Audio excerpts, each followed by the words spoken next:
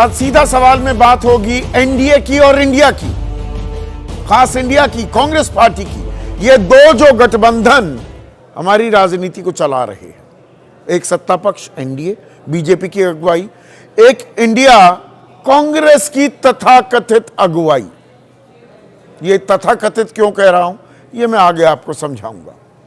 साथ ही बात होगी नॉर्थ और साउथ की, दक्षिण की और उत्तर की।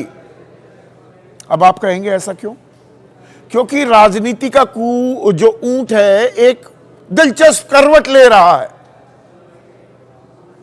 और यहां मैं बात करूंगा इंडिया गठबंधन की, विपक्षी खेमे की, खास कांग्रेस की। कांग्रेस दक्षिण में जोर लगा रही है, साउथ में, और यह हमने 3 जगह होते देखा है पिछले 3 हफ्ते में। पहला,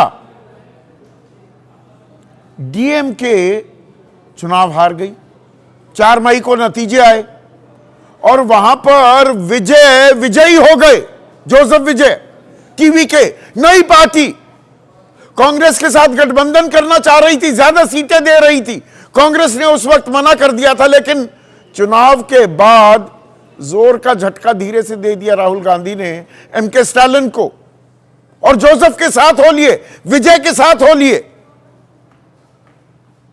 और 1967 के बाद पहली बार ऐसा हुआ है कि कांग्रेस सरकार में शामिल है। आप में से बहुत से लोग कहेंगे अरे डीएम के साथ गठबंधन में थी, सरकार में शामिल नहीं थी, मंत्री नहीं था।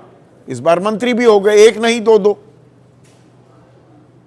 फिर उसके बाद कर्नाटक की बारी आई, वहां पर सतीशन बन गए मुख्यमंत्री। केसी वेणुगोपाल की चर्चा थी, महासचिव ऑर्गेनाइजेशन, महासचिव संगठन, राहुल गांधी के खासम खास। लेकिन घटकों का दबाव और जमीन पर जो काम किया था सतीशन ने, उसके चलते वो मुख्यमंत्री बना दिए गए। और अब डीके शिव कुमार, सिद्धरमैया को हटा दिया गया है, डीके शिव कुमार को कमान दे दी गई है। ये कांग्रेस का साउथ प्लान है क्या? राहुल का साउथ प्लान। और नए चेहरों पर अब दांव लगा रहे हैं। 131 सीटें हैं दक्षिण भारत में, वहां अपनी स्थिति मजबूत कर रहे हैं राहुल गांधी। लेकिन वहां की मजबूती से क्या हिंदी पट्टी में जो बीजेपी की ताकत है उसका सामना कर पाएंगे राहुल गांधी या कांग्रेस या इंडिया गठबंधन? यह अपने आप में यक्ष प्रश्न है। इसी में 2029 का पूरा खेल टिकेगा, बनेगा और बिगड़ेगा। उसी की तैयारी कर रहे हैं क्या राहुल गांधी? ये छोटे छोटे कदम उठा रहे हैं क्या? पर इस खेल में तू डाल में पात वाली स्थिति में बीजेपी भी है क्या? वो अपने संगठन में बदलाव कर रही है, 4 प्रदेशों के अध्यक्ष बदल दिए हैं। बीजेपी 24/7 365 दिन एक चुनावी मशीन की तरह काम करती है, ना रुकती है ना थकती है। पर इन सब के बीच विमर्श भी कुछ बदल रहा है क्या? मुद्दे पहले से थे, पर अब मुद्दों की गूंज जोर पकड़ती दिखाई दे रही है क्या? अब मतलब वो अपने आप को बाबा वगैरह कहता है, धीरेन्द्र शास्त्री,